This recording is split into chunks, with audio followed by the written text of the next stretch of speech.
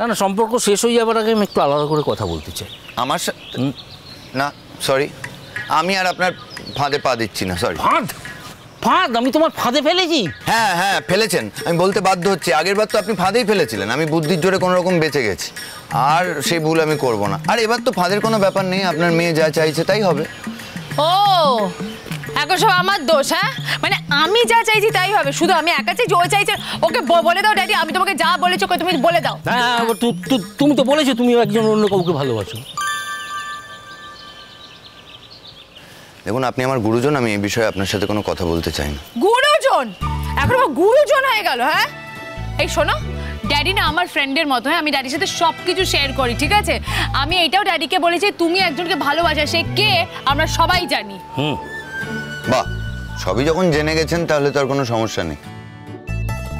না না, তুমি কি অন্য কাউকে মিন করছো? মানে ওই একজনটা কে, যদি আমাকে একটু জানাতে তাহলে ভালো হতো। আপনার মেয়েকে জিজ্ঞেস করে নিন, ও তো জানে, ও তো বলছে ও জানে। তুমি কি বলতে চাইছো ড্যাডি? হ্যাঁ, আমি তো তোমাকে সমস্ত কিছু খুলে বললাম যে ও তিন্নি দিদিকে ভালোবাসতো, বিয়ের আগেও তিন্নি দিদিকে ভালোবাসতো, আর ও তিন্নি দিদিকে বিয়ে করতে চেয়েছিল। নির্ঘাত আমার সাথে জোর করে বিয়ে হয়ে গেছে বলে ও তিন্নি দিদিকে বিয়ে করতে পারলো না। আর তাই তো বিয়ের ঠিক পরের দিন থেকে ও আমার সাথে শুধুমাত্র অশান্তিই করে গেছে। ও আমাকে তিন্নি দিদিকে দিয়ে অপমান করে গেছে। আবার নতুন করে তোমাকে কি বলবো আমি? না না, আর নতুন করে কেন বলতে হবে? আমি তো সব শুনেছি, আর সেই জন্যই তো তুমি ডিভোর্স দিতে চাইছো। আমি ওকে ডিভোর্স দিতে চাইছি কারণ আমার আর এই অপমানটা সহ্য হচ্ছে না ড্যাডি। যখনই তিন্নি দিদি আমাকে দেখবে ওর সাথে, তখনই তিন্নি দিদি আমাকে অপমান করে। তোমার কি মনে হয় ড্যাডি, আমার কি অপমানে লাগে না? আমার কি কষ্ট হয় না? আমারও খুব কষ্ট হয় জানো। এরা দুজন মিলে আমাকে এত অপমান করেছে, যে অপমানটা সারা জীবনে আমাকে কেউ করেনি। দুজন মিলে মানে কি? কোন দুজন? এই তোমার সাথে আমি কোনো কথা বলছি না। হ্যাঁ না, আমার ব্যাপারে কথা বললে আমায় তো কথা বলতেই হবে। আরে বাবা, সৌজন্য, এটা রাস্তা দেখো, চারিদিকে লোক একটু বাদেই জমে যাবে, সব দেখে শুনে। আমি তো আপনাদের সাথে রাস্তায় কথা বলতে চাইনি, আমি তো চলে যাচ্ছিলাম, আপনি কেন আটকালেন আমায়? আরে বাবা, যেহেতু আমি তোমাদের বাড়িতেই যাচ্ছিলাম তো ভাবলাম গাড়িতে যাচ্ছি তোমাকে তুলে নি। শুনুন স্যার, আমার না পায়ে হাঁটা অভ্যেস আছে, কথায় কথায় আমার গাড়ি লাগে না, আমি হেঁটেই ফিরতে পারবো। কেন উঠবে ও গাড়িতে? হ্যাঁ, ও কি করে উঠবে গাড়িতে? উঠতে তো পারবেই না, কারণ ও যদি গাড়িতে ওঠে না তিন্নি দিদি ওকে ঝাড় খাবে তিন্নি দিদির কাছে, ওই জন্য গাড়িতে উঠে। আর শোনো, এটা না করে না, মানে গাড়িতে না ওঠে তোমাকে ইনসাল্ট করলো। না না, এটা তুমি ঠিক করোনি সৌজন্য, আমাকে ইনসাল্ট করা তোমার উচিত হয়। এতক্ষণে নিশ্চয়ই বুঝে গেছেন যে আমি খুব খারাপ ছেলে, সভ্যতা ভদ্রতা বলে কিছু নেই, আমি জানিও না, স্বভাব চরিত্রও আমার ঠিক নেই। বাবা মেয়ে নিশ্চয়ই জেনে গেছেন, সুতরাং আর এই কথা বাড়িয়ে লাভ নেই। দেখুন, এই কথান্তরে কোনো তো সুরা হবে না। আপনাদের যা করার আপনারা করে নেবেন, আমি প্রস্তুত আছি। আমার কাজ আছে, আমি এগোচ্ছি। দিনটাই নষ্ট করে দিই। দেখলে তুমি কেমন ডাঁট তুমি দেখলে ছেলের? খুব ডাঁট, ভীষণ ডাঁট, বাপ রে বাপ। আরে ঠিক আছে, চলো আমরা গাড়িতে যাই। না, তুমি আমার কথা শোনো, আমরা না সামনে থেকে হুশ করে গাড়িটাকে নিয়ে যাবো। হ্যাঁ, বেশি তেজ না, ওর আগে আমরা বাড়িতে যাবো, ঠিক আছে? ওর না আমার সাথে ঝামেলা হয়েছে, আমার সাথে ঝগড়া হয়েছে, তোমার সাথে কিছু, তোমার গাড়িতে কেন উঠলো না?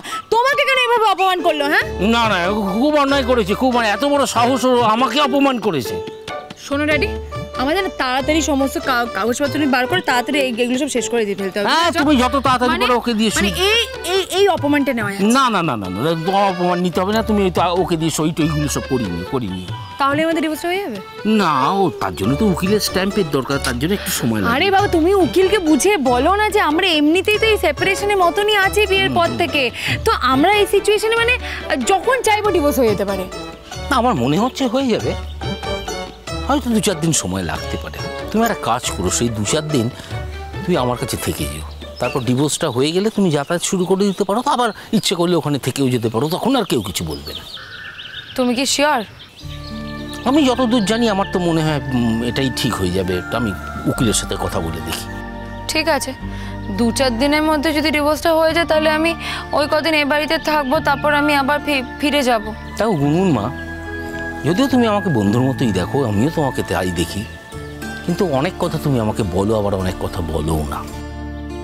কিন্তু যেহেতু আমি তোমাকে বন্ধুর মতো দেখি, সেই জন্য আমি সেগুলো কিন্তু বুঝতে পারি। কি বুঝেছো তুমি? না, বুঝছি এটাই যে তুমি ওকে একটু ভালোবেসে ফেলেছো, তা ডিভোর্সটা হয়ে গেলে তোমার খারাপ লাগবে না? তা আমি কি করবো ড্যাডি? ডিভোর্সে তো আমাকে ওকে দিতেই হবে। মানে আমি ওকে ভালোবাসলো, ও তো আমাকে ভালোবাসে না, ও তো তিন্নি দিদিকে ভালোবাসে। আর ও যদি আমাকে ভালো নাই বাসে তাহলে আমি ওর সাথে থাকবো কেন বলো তো? না সেটাও ঠিক কথা, ও তো ভালোবাসে না, ভালো না বাসলে কী করা যাবে, কিছু তো করার নেই। ঠিক আছে যে মা মন খারাপ করো না, মন খারাপ করো না। ও তো ভালো, যে তোমাকে ভালোবাসে তার তো কোনো প্রমাণই দিতে পারিনি। তোমার মনে আছে আমরা একবার সবাই মিলে বেড়াতে গেছিলাম? হ্যাঁ আমার মনে আছে তো। ও তখনও যায়নি কিন্তু পরে যখন তোমার অসুখের কথা শুনেছে তখন কিন্তু গিয়েছিল। তখন আমার মনে হয়েছিল ও একটু তোমাকে ভালোবাসছে, তাই জন্য তো তুমি তোমার অসুখের কথা শুনে ও তোমার কাছে লোক দেখানো, বুঝেছো? ওগুলো সব লোক দেখানো। হ্যাঁ ও ভয় গেছিল যে ও যদি না যেত ওকে তো লোকেরা কথা শোনাবে না, ওই জন্য গেছিল। ঠিক একদম ঠিক, তুমি যেটা বলছো সেটাই ঠিক, একদম লোক দেখানো। আচ্ছা চল আমরা যাই, চল গাড়িতে ওঠো, চল।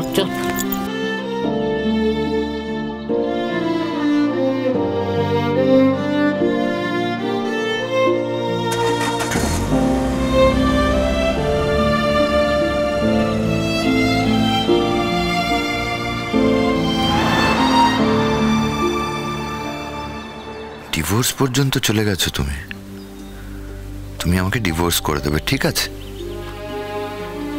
ডিভোর্সটা করলে এমনি করতে পারতে গুনগুন, বদনাম দেওয়ার কোনো প্রয়োজন ছিল না।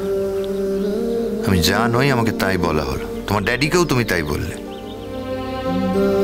মিথ্যেটাকেই যখন সত্যি করতে চাইছো তখন তাই হোক, আমি কোনো বাধা দেবো না, সই করে দেবো। নিশ্চিন্তে থাকো তুমি, ধুমধাম করে অন্য কারোর সাথে বিয়েও করো।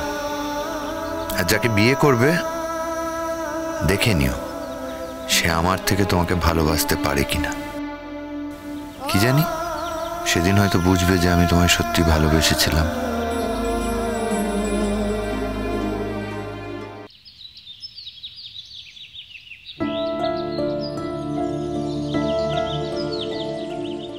আরে কৌশিক, তুমি মেয়েকে নিয়ে এসছো? আর গুনগুন মা, তুমি আমাদের বলেছিলে না যে তুমি আমাদের বাড়ি ছেড়ে কোথাও যাবে না, আর যদি যাও আমাদের বলে যাবে। তুমি আবার তোমাদের বাড়ি চলে গেলে আমাদের না বলে। তুমি না আমাদের কথা দিয়েছিলে যে না বলে তুমি কোথাও যাবে না।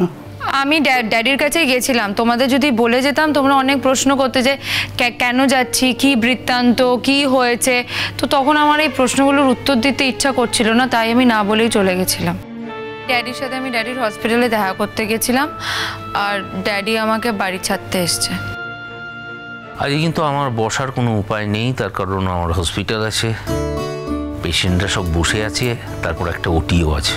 তা মা লক্ষ্মী, তোমার যখন বাবাকে দেখতে এত ইচ্ছে করছিল তো ওকে ফোন করলেই তো পারতে, চলে আসতো।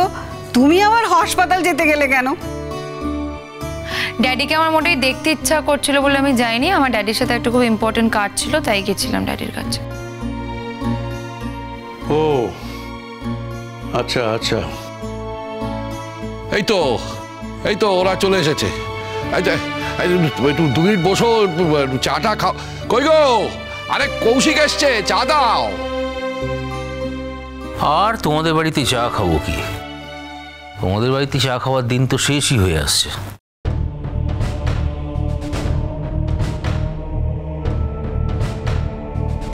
সে কি কথা, আবার কি হলো? যেন তুমি কিছুই জানো না কি হয়েছে। না কিন্তু কোনটা হওয়ার কথা বলছে বলো তো? কৌশিকদা কি হয়েছে আমাদের একটু খুলে বলুন না, কি ব্যাপারটা কি? আমার মেয়ে আর এ বাড়িতে থাকতে চায় না, ও সৌজন্যকে ডিভোর্স দেবে। আর সৌজন্যের সঙ্গে রাস্তায় আমাদের দেখা হয়েছিল, আমরা গাড়ি করে এলাম বলে একটু তাড়াতাড়ি আগে চলে এলাম। সৌজন্য আসছে। কি করবে? ডিভোর্স করবে।